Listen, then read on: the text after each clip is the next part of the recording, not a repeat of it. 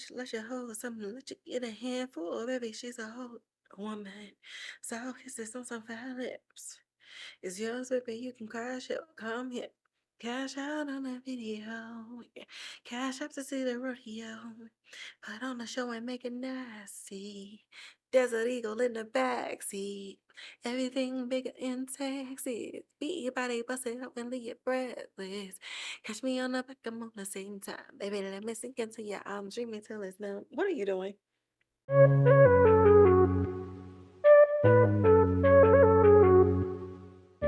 What is up, and welcome back to another episode of So There's That. I'm your hostess, doing the mostest, Keep on Chi, and we are here with the Gilded Age, Season 1, Episode 3, titled Face the Music. The director, Salli Richardson-Whitfield. The writer, Julian Fellows, and the director of photography, Manuel Billeter. Okay, so much happened in this episode. I really don't know where to start. I know where my feelings lie. I know where like the angst begins and the anger ends. But we're going to try to get through this episode because it was a lot. 53 minutes. And the end literally had me with my jaw unhinged on the floor. Okay. So let's talk about it. Boom. I've been saying that there's parallels between season 1 and season 3 and the words and the writing and stuff that's going on. One of the specific things is everybody's trying to figure out why Gladys, who is technically an adult in society, hasn't been properly introduced by Bertha in society. And when this was brought up by George, because, you know, we hear things, Bertha says, I know what I'm doing. Now, y'all already know I started watching this at season 3. We already know like Bertha's plans, but you really get to see like where she started with this and the layers in which she set Gladys up in a way. But this episode is on the heels of George laying his ding dong on the table at the bazaar, and they ended up raising over $2,000. Everything was good to go.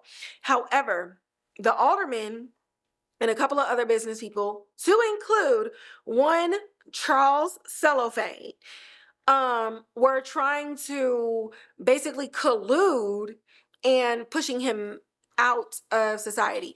They're like, okay, well, the people are spoken. They're not going to want another railroad track in the city or whatever. And this blindsides George. So the crux of this entire episode is basically the businessmen trying to get one over on George. Now, in between a lot of these things, you have a lot of goings-ons where Ada, somebody comes back from her childhood and is seeming like something is budding. You know, Marian is there and she's like, Ada, girl, he looked like he trying to rekindle something. And Agnes, being Agnes, the big sister, the protector, the mother, she's just like, listen, I don't know what your intentions are, but they were terrible back then and they're terrible now. And so you just have like society happening in this episode underneath and in between the layers of George Russell, as well as I would say the layer of Peggy Scott. Now, Peggy Scott, you already know, she wants to get her short stories published and everything like that. And she's submitting them to a bunch of different publications. Up until this point, she wasn't talking to her father, okay? But he ended up seeing her where she was. And he's like, listen, if it doesn't work out, like you always have a place with me. And she's like super into following her path, following her passion and everything like that. So when one of the publications was like, okay, cool, we'll meet with you, but they realized she was a Black woman, You go into them trying to strip her of her identity in order for them to publish her stories. And it's so crazy to me because the North, okay, when you think about the Civil War, the North was like, no slavery, Black people are humans. And the South was like, slaves all day, every day, they're not humans. And, the South lost or whatever. And then, so the North is moving on. But this shows you why, even in the North, even today, you still have sundown towns in a lot of these places where people would think, like, oh, racism doesn't exist. You don't have like the KKK in these areas. You do. Because, don't mind me, what he told Peggy was, we have a lot of readers in the South and we don't want to upset them or deter them and get them away from reading our content. And basically like putting money behind us and backing us. So you're all progressive and pro-Black and anti-slavery and abolishment, but when it comes time to actually do the things that you should be doing, you're worried about alienating the South. You're worried about alienating the very people who would rather have people like Peggy Scott being enslaved, raped, and murdered and dragged through the streets. And if that's not something to make you like look up history, I don't know what is. Like, as somebody who's from Chicago and knowing that even other cities that are smaller than Chicago, obviously, but they are in place where, like, I've never experienced racism in Chicago. Did not. Like, ever. I moved to a city outside of Chicago and experienced racism, and I was so confused. I was 12 years old, and I was so confused because I'm just like, racism in the North? Like, that's crazy. And as I kept digging, it was really just like a monetary thing. Like, it was just more monetarily advantageous for the North to say, we're going to abolish slavery, but they were still heavily dependent upon the dollar from the people in the South who were openly racist and openly hell-bent on keeping Black people in the mud. And so that whole scenario really just like brought a lot of things to the forefront, not only for me, obviously, but also for Peggy, the character. And it just really shows you like, yeah, she's in New York, she's in Pennsylvania, things are looking good. She's able to walk through the streets. She's not getting hassled, she's not getting harassed, but systemic and institutionalized racism, that is who Peggy met. And so in this episode, you're really looking at like corporate America and just being really nasty and shady. And then you're looking at institutionalized racism. And then you have everything else happening in between, which a lot of that stuff we'll get to later. Really want to focus on like the review of the show and the heart of the show. And this episode specifically really highlights, once again, Bertha and George Russell. So with everything that's going on and people trying to put them under and stuff like that, he's like, listen, the only way for me to compete and to counteract a lot of these things if I put our assets up for capital.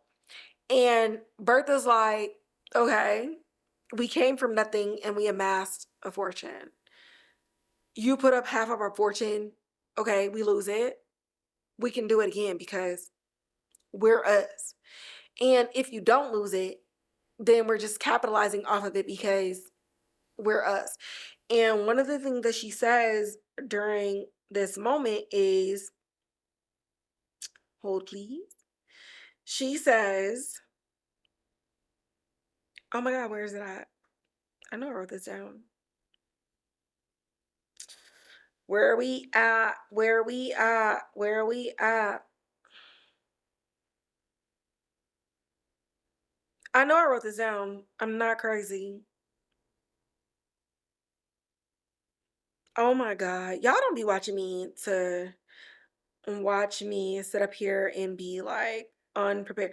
Oh, it looks like I accidentally deleted. She said something to the effect of useless, each of us without the other. Honestly, I think that was a direct quote now that I remember it. But George is ambitious as fuck. Okay. Amtrak daddy, railroad daddy. Like, he's not gonna let people pull one over him. And Bertha's like, what you need? We on go. Like, it is what it is.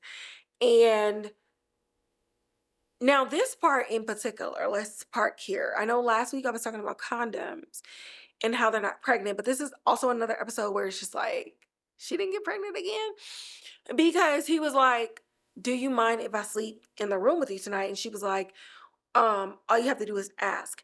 And I'm genuinely like, so people would just have the babies that they had, and then the man slept in his place and she slept in her place. That's crazy.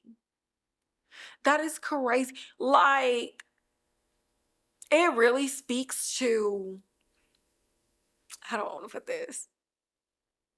It really speaks to why a lot of women don't have orgasms and don't really experience pleasure and stuff in the first place, because it's like sex and sperm was really only treated to make a baby or to make an heir or to make a legacy. But it's like, how many women was laying up in their bed in their nightgowns best and they just wanted their man to come in there and dick them down, and it was like, oh no, I'm gonna go sleep in my wing, you sleep in yours.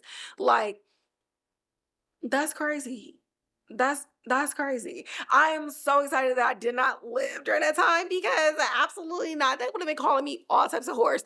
I don't care. Like, you can clearly see the attraction that George and Bertha have towards one another. But to see like the ways of society and how it is within their own household is just like, mm, why? They're breaking all the rules in every other aspect. Why aren't they breaking the rules in this capacity? Could be the freaking meme. It is what it is. But all this happens, right? And this is all because Mrs. Morris and Aurora were being bitches. So they decided to throw another benefit. And Mrs. Morris, she didn't want the Russells' name mentioned at all. Marian is like, listen, if y'all broke, just say that. Ask Bertha for some money. And Mrs. Morris is like, don't even mention that name up in here. And Aurora is kind of chastising Marian. She's like, well, don't say anything while Mrs. Astor is here or whatever. Now, in season 3, when I had met Aurora, I genuinely was like, bake your husband a pie and let him go to sleep for eternity. But this episode absolutely changed my thoughts around Aurora. It doesn't matter that you aren't the one initiating being a mean girl. You're standing next to and supporting the woman who is openly being a fucking bitch to Bertha. And then when Marian is bringing it up and kind of questioning your loyalties and questioning your own behaviors, then you're hiding behind like, oh, well, this is society. I'm just going with the flow. Okay. And it's giving follower. Okay.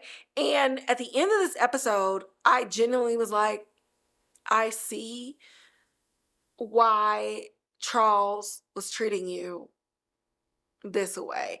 I see why even at the end of season 3, you were begging to be accepted in society, because looking at the inception of you, you're a follower. You're weak. You refuse to have your own mind.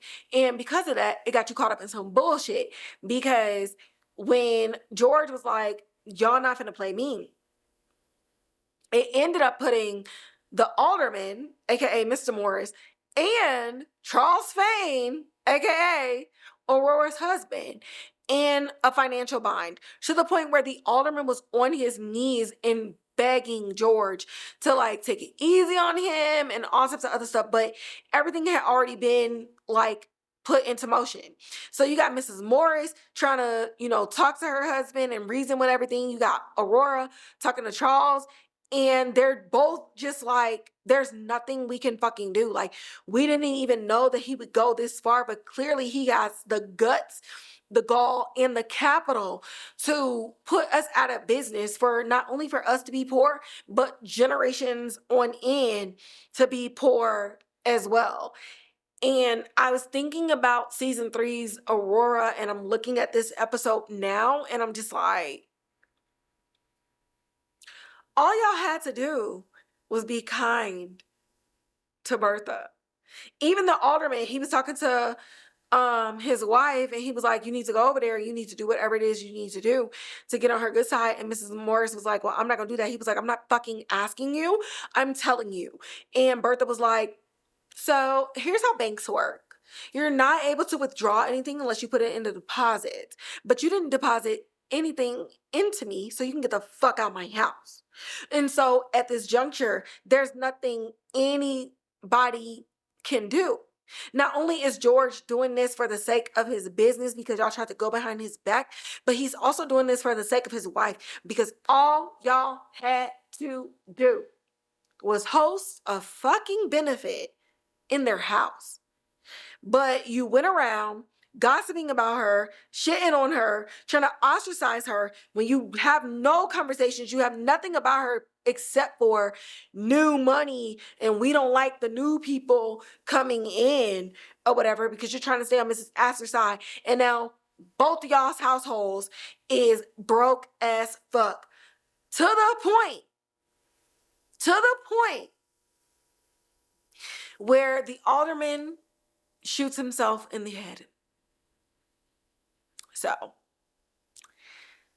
there's that, okay? The Gilded Age, season 1, episode 3. This episode really riled me up. I'm not going to say that it pissed me off, but it really riled me up because I feel like I wanted to take back my sympathies for Aurora in season 3. Like, I was just like, if I had known who she was at the beginning, I don't know that I would have cared too much about her at the end. And so seeing how her story was kind of written out in season 3, I'm not mad. It's almost like a karmic thing. Sure, in season 3, Bertha's like, okay, we want divorcees to be able to come out into society, and that's great. You don't deserve that from Bertha. You don't deserve any of those things. But sure, I think big W as a woman, women deserve to still be able to move around in society because they're people. They live. They pay the same taxes. They go to the same stores. They're allowed to do those things. But the way that Charles is treating Aurora is definitely karmic. And now that I kind of see what was up, I'm okay with her karma being played out. Let it happen, and then she can go on top. But everybody was in my comments oh, he lost her money, he did all these other things, but it's from what I'm seeing, he didn't. They both did. He was making what he thought was a business decision to oust George because the whole new money, old money thing. Cool. He's with the alderman. He's with everybody else. But you didn't do anything by making the wife of said new businessman welcome. And so he went out of his way to fuck your life up because you went out of your way to fuck his wife's life up. If y'all had been kind to his wife, you wouldn't be in this situation. So to sit up there and solely blame Charles for their financial woes is bullshit. We must be watching something completely different. Maybe people need to go back and watch this episode because Aurora is equally culpable in this. It's like when you go and commit a crime, right? And somebody is in there and they are stabbing somebody in the room. And you just like, oh, well, I was just standing over there because I couldn't watch. Nigga, you broke in too. You could have told the cops. You could have stopped the whole situation. So you're getting charged the same charges as the person who wielded the weapon and committed this crime and committed this murder. And that's what Aurora is. And it's so crazy because when I first met her in season 3, I'm like, Aurora, boo, get behind me. And in these first 3 episodes of season 1, I don't like Aurora at all. I would never be friends with somebody like Aurora. Bertha even befriending her and later becoming kind to her, it's like, for what? You are a better woman than me because she just is playing. She's just kind of playing like the victim role, well, I don't have much to say, so I'm just going with the flow. And I love that Marian continuously challenges her in that aspect, forces her to have her own voice and to defend the things that she's standing behind. Like, you want to sit over here and be like, oh, well, Aurora, like, well, Marian, you don't really understand, and blah, blah, blah. And Marian's like, no, bitch, this don't make no fucking sense. Like, why are you even going with this? And Aurora doesn't have any answers to this. She's just following behind Mrs. Morris. She's following behind the approval of Mrs. Asser. That don't make no sense, girl. That don't make no sense. Like, she's on my fucking nerves. It's so crazy. I knew I would experience some things coming back and watching this. I did not expect to dislike Aurora this much. But who do I like? Christine Baranski and Blake Ritson. Their chemistry as mother and son is so crazy. I've already said Agnes is the most mercurial character out of all of this. And I would literally venture to say that the second most mercurial character is Oscar, her son. One of the things I wrote down, and this is just an example, where where is it at? Oscar was talking about how he was about to have dinner at the Russells, and Agnes was like, when you say those words, you stab me in the side. And he was like, then it's lucky you have the skin of a rhinoceros. Like, they have so many quips that it is just beautiful to see from this side of things. When I first met Oscar, I was like, bro, get a fucking job. I was on Ada's side. And I mean, I still am. But watching his character development in season 3, he had such an amazing arc. And so coming back to season 1 and kind of seeing this whole thing, Oscar was he teetered on confidence because he's out here, he's thinking, okay, Gladys would be like a good person to marry, get some money, and I can still have my man John on the side. I can get dick down. And he's going back and forth with his mom in a way. But knowing what I know about him in season 3, there's just such a fragility in that I haven't met yet. I don't know what will ultimately make him become who I met in season 3, episode 1 and 2. But knowing that that's where he was, it lets me know that he's not all the way as confident as the person that I'm seeing. However, those two actors on screen together bring so much to the table, not only as like comedy, but also as drama as well. It just kind of like keeps everything upbeat. It keeps everything like, I don't know, it's like fresh in the Van Rhijn household. And Oscar is such a challenge. to Agnes. She doesn't understand him. She doesn't know why he does the things that he does. But what I'm learning about Agnes is that Oscar may be more like her than they've shown us. Even in season 3, we're not really seeing what would make them like resemble being mother and son. Oh God, now my Tamagotchi is hungry. But it's like, I would say that season 4 is probably gonna show us how Oscar is more like his mom than she's allowed us as the audience to see. Right now it just seems like a constant battle. And at this point, we already know like her husband, Oscar's father, was a ain't shit dude. And the violent and probably sexually violent as well. Agnes is kind of holding a lot of things to the chest. Even when she tells Marian, she's trying to like give advice to Marian, give advice to Ada. She's very much protecting them as women. Like, these dudes out here not as kind as you think they are. They say pretty things. They say pretty things to get you where they want you to be. But oftentimes it's a prison. And so she's like dropping off these little nuggets.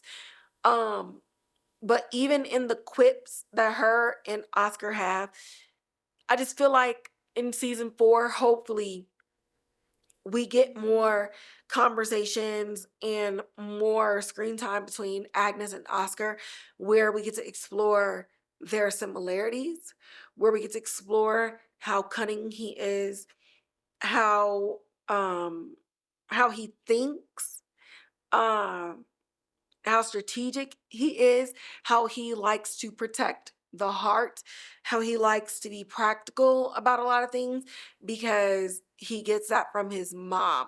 But right now, it feels like she's raising a stranger. And he feels like he doesn't understand how this is the person that gave birth to him. So seeing this in season 1 is just, it's just really cool, because I'm watching this with the foresight of season 3, and I'm just like, I literally see how these characters are mother and son. But as I'm watching it, it's like, damn, they don't even realize like the reason they got so much beef is because they are so alike. So it's crazy, but I'm interested to see that be explored in season 4. And then another thing that I wanted to point out, which is a nerd in me, is costuming. So in particular, this episode, it didn't stand out to me in any other episode except this one. I don't know why. It could just be me being like hyper fixated on some things. But I noticed that certain women, their corsets and their costumes were made in a way that made them look more hourglassy, smaller waist and stuff like that. So my first thought was when I saw Marian and Peggy together, and I was like, why is Marian's waist made to look so small and so dainty, but Peggy is not? Like, her clothes are more gaudy and bigger, and it looks like she's pregnant. Like, I was like really confused. And then I was looking at Gladys's, and I was looking at everything, and I was like, okay, I don't think this is a racist thing, so let me Google it. And so I did some Googles. So we're gonna be educated a little bit, okay? So boom. The variation in women's waistlines in the Gilded Age costumes reflect a combination of historical fashion, social status, natural changes in body shape. The costume designers use these to differentiate distinct and historically grounded character portrayals. So, differences in age and body type. Older women like Agnes and Ada, their bodies would have naturally changed, particularly in the midsection. It was less common for older women to to undergo tight lacing, the practice of wearing an increasingly tight corset to achieve an extreme waist. Younger women, however, such as Gladys Russell, would have been trained to wear a corset from a younger age when their bodies were more flexible. This allowed for more significant changes to their silhouette. So then we went into tight lacing versus straight front corset. Tight lacing. While not practiced by the majority of women, tight lacing was a technique for extreme waist reduction.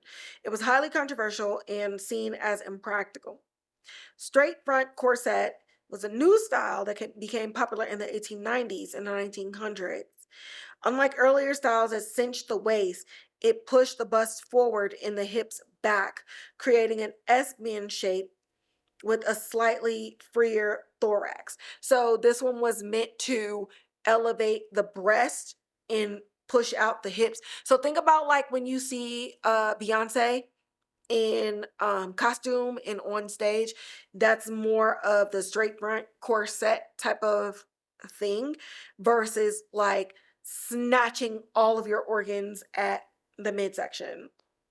So then also it's new money versus old money.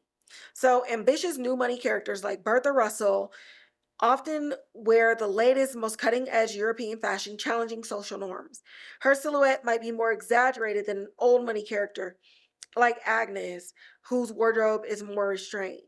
And then character personality. So it was really more so about like, okay, if they're single, the costuming was presented in a way to make them look more enhanced to the male eye.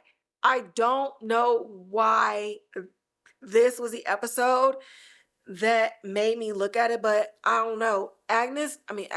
Marian and Peggy were together so much in this episode, and to see Marian in like straight up waist cinching things, but seeing Peggy in like big ass clothes, I was like, hold on. Are we trying to show that my girl is like not desirable? Like, what is going on? And so that is what made me look it up. So I don't know if anybody else is thinking about it, but that's what I was thinking about. But now that I was learned and I educated myself on what that looks like, it definitely shows you like the different tiers of society, not only old money versus new money within just like the white high society, but even just like black people in black society as well, and what they have access to and what they're trying to portray in the world as far as desirability, as far as being an eligible bachelor or an eligible bachelorette. What are their clothes saying to everybody else surrounding them? So shout out to the costume department. I questioned you. I got answered. And then I would say lastly, it's just, again, it's so weird. I think I said this in one of my season 3 reviews, is like women couldn't work. These white ladies couldn't go outside without a man, okay? But the women held the power in society. The women decided what went and what didn't. Even to the point, like, again, the alderman, Mr. Morris, you over here investing your money, you lost your money and all these other things, but you're begging your wife to go over to George's wife to mend things so that things could be better. So I just really need women to like realize shit don't move without us. The alderman who got the money, who got all these things, was begging his wife with no job.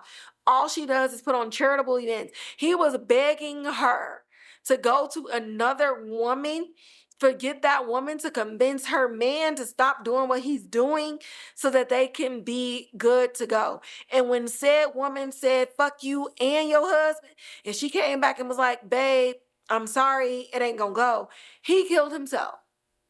Not because he had the power, but because he realized his wife no longer had the power that she once held, and somebody else had it. And watching it, it's incredible, right? It's incredible to see the Gilded Age, and you got like all of the posters, and it's showing Gladys. It's showing Bertha, and it's showing George, and it's showing Peggy, and it's showing William, and everything is cute, and these ladies and with their men and their husbands and all these other things. But the Gilded Age is such a powerful show for women.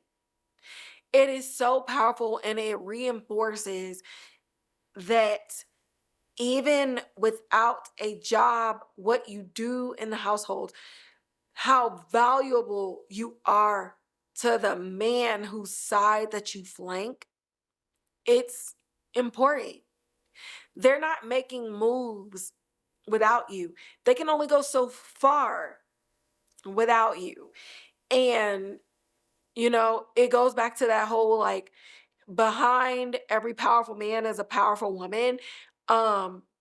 This episode was a clear indicator on all sides, to include the alderman. It was on all sides that the women held everything, from Charles Vane bitching to Aurora about how her influence with Bertha led to this, from Mr. Morris to his wife on how her influence with Bertha led to this, all the way to Bertha and George being like, hey, I could fight this. It's going to cost us. And Bertha being like, burn all that shit down. I don't give a fuck how much it costs. We're going to make it over and over and over again because I believe in you and I believe in us, and we ball, we grind. And so in this episode, the men were not even making decisions until their wives said boo. Unfortunately, one wife is the wife of them all. Y'all were handed life. Bertha and George created life. You're not built the same. You don't have hustle culture in you. You were given the things, privilege, wealth. You don't know what it's like to work for something, and you don't know what it's like to lose. Which, again, killing yourself because you were going to be poor. So you couldn't go back to him and work out a deal. It was that bad. That's how much you were disconnected from society and from the everyday individual, that instead of trying to come to a conclusion and work things out, or at least sit in the fact that, sure, you made a terrible business decision and you're going to suffer for it. You took your own life. And so now not only is your wife broke, she's a broke widow too. Like, I don't mean to laugh. I don't mean to laugh, but I have to laugh because it's just like, it's people out here who will do everything to oppress and to keep people struggling and poor, and they talk shit about them over and over and over. But then they lose $100,000 in a bad business deal, and they're just like, oh my God, I can't take it anymore. I'm done with this world. And it's just like, the fuck? So, I don't know. I don't feel bad for the alderman. I don't feel bad for Mrs. Morris. Don't feel bad for Aurora, like, at all. And if how she is and her personality and the type of alliances and allegiances that she chooses to have leads us to the path of Charles finding somebody else, then like, girl, I'm not saying how he did it was right, but I see how we got there. But, in other news, I ended season 3 with like not liking George and Bertha, but I love their relationship. I am a fan what's their I've been drinking. What's their married name? What's their couple name? Gertha? That sounds terrible. But Gertha is the only thing because what are we supposed to say? Like Borge? It's fucking stupid. Um, love them. Love them together. I'm not gonna spend every recap as I start over talking about the parallels between season 1 to season 3. We already know it's there. It is what it is. But I'm enjoying seeing their love and how their love got them where they were. Like Bertha said, I know what I'm doing. Trust me. Everybody's in her business about when she's going to present Gladys to society and all these other things. And it's just like, my sis has been plotting. And she said, none of y'all are good enough for my daughter because we're here for bigger things. And so with this, it's good to know that in season 1, Bertha was already telling George, like, they're not good enough for Gladys because they're not good enough for me. She told him that flat out. So definitely seeing that Bertha did not keep her ambitions a secret, did not keep her plans for Gladys a secret either. But it's looking like George is on her side right now because there's nothing that negatively impacts him right now. And I know by the end of season 1, I'm going to be right back where I am on him the way that I am in season 3 because I'm seeing him being so on his wife's side, and to know that in the future he's like adamantly against her is crazy. When she told you first what her thoughts were and what her plans were. So there's that. And with that, that's going to wrap up this episode. As always, like, share, subscribe, hit that notification bell, leave comments in the comments box below. If you got people that only want to listen, make sure you share the Spotify and the Apple Podcast link. Again, you can listen to me wherever it is that you listen to podcasts. You can find me on Instagram at So There's That Podcast, where I talk about film and TV news and updates. You can also find me on TikTok at Keep On Chi, where I give short form reviews on things that I do not discuss on this channel. Again, let me know what y'all want to watch, what y'all want to see, what you want me to talk about. You can leave it in the comments here on YouTube. You can leave it in the comments on TikTok. Doesn't matter. I check them. I reply back. I try to talk to every single one of y'all as fast as I can.